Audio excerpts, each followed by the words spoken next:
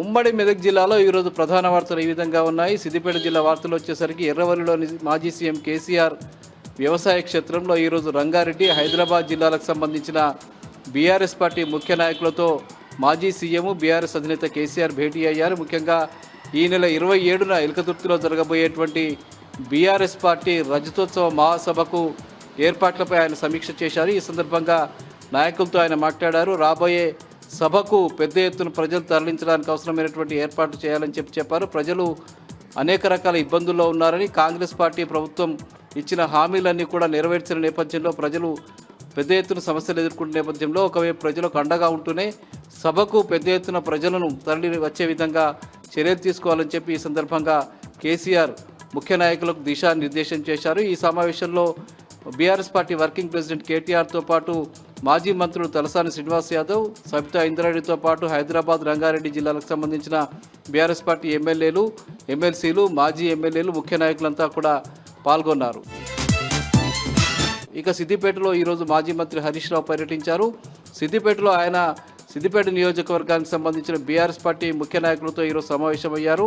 ఈ నెల 27న జరిగేటువంటి భారీ బహిరంగ సభకు అవసరమైనటువంటి అన్ని ఏర్పాట్లను నియోజకవర్గ స్థాయిలో చేయాలని చెప్పి ఆయన ఈ సందర్భంగా నాయకులకు సూచించారు. వరంగల్ జిల్లా ఎల్కతుర్తికి భారీ ఎత్తున సిద్దిపేట నియోజకవర్గం నుంచి వివిధ మార్గాల ద్వారా తరలి రావాలని, ముఖ్యంగా పాదయాత్రల ద్వారా, బండ్లల్లో, అట్లాగే వాహనాల్లో కూడా దాదాపు 25 నుంచి 30 వేల మంది సిద్దిపేట నియోజకవర్గం నుంచి తరలి వచ్చే విధంగా ఏర్పాటు చేయాలని చెప్పి ఆయన ఈ సందర్భంగా నాయకులకు సూచించారు. ఈ సందర్భంగా క్యాంప్ కార్యాలయం జరిగినటువంటి సీఎంఆర్ఎఫ్ చెక్కుల పంపిణీలో కూడా ఆయన పాల్గొన్నారు. ఈ సందర్భంగా జరిగిన సమావేశంలో ఆయన మాట్లాడుతూ రేవంత్ రెడ్డి ప్రభుత్వంపై తీవ్రస్థాయిలో ధ్వజమెత్తారు. రేవంత్ రెడ్డి ప్రభుత్వం పూర్తిగా ఇచ్చిన హామీలను ఏ ఒక్కటి కూడా నిలబెట్టుకోకపోగా ప్రజలను అనేక రకాల సమస్యలకు గురి చేస్తున్నదని, అనేక రకాల ఇబ్బంది పెడుతున్నదని, ఇలాంటి ప్రభుత్వాన్ని తాను ఎన్నడూ చూడలేదని చెప్పి ఆయన ఈ సందర్భంగా చెప్పారు. ఈ సందర్భంగా ఆయన కేసీఆర్ టోర్నీ అంటే వాలీబాల్ టోర్నీలో విజేతలైనటువంటి విజేతలకు ఆయన ఈ సందర్భంగా బహుమతుల్ని ప్రదానం చేశారు. మెదక్ జిల్లా వార్తలు వచ్చేసరికి మెదక్ జిల్లా నర్సాపూర్లో ఈరోజు జరిగినటువంటి సమావేశంలో ప్రోటోకాల్ ఉల్లంఘనకు సంబంధించిన గొడవ జరిగింది. ముఖ్యంగా సన్నబియ్యం పంపిణీ కార్యక్రమంలో మంత్రి దామోదర్ రాజనరసింహతో పాటు ఎమ్మెల్యే సునీతా లక్ష్మీరెడ్డి పాల్గొన్నారు. సమావేశం తర్వాత చెక్కుల పంపిణీ కార్యక్రమానికి ఎమ్మెల్యే సునీతా లక్ష్మారెడ్డి కొనసాగిస్తున్న క్రమంలో స్థానిక తహసీల్దార్ ఆమెను సభలో అవమానపరిచిన నేపథ్యంలో అక్కడ బీఆర్ఎస్ పార్టీ నాయకులు తీవ్రస్థాయిలో ధ్వజమెత్తారు.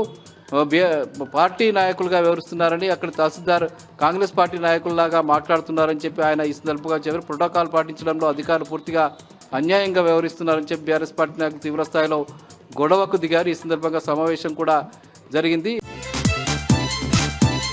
ఇక సంగారెడ్డి జిల్లా వార్తలు వచ్చేసరికి సంగారెడ్డి జిల్లా గుమ్మడిదలలో డంప్ యార్డుకు వ్యతిరేకంగా పెద్ద ఎత్తున ఆందోళన కొనసాగుతున్నది. ఈరోజు 59వ రోజు కూడా పెద్ద ఎత్తున అక్కడి గుమ్మడిదల మండలానికి సంబంధించిన 13 గ్రామాల ప్రజలంతా కూడా దీక్షలు కొనసాగించారు, ఆందోళన కొనసాగిస్తున్న పరిస్థితి కనిపిస్తుంది.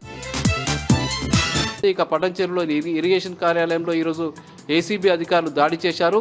అక్కడ రవికిషోర్ అనే ఒక గుమ్మడిదలకు సంబంధించిన ఇరిగేషన్ ఏఈ 1 లక్ష రూపాయల లంచం తీసుకుండగా ఏసీబీ అధికారులు దాడి చేసి అతన్ని పట్టుకున్నారు. కేసు నమోదు చేసుకుని దర్యాప్తు చేస్తున్నారు.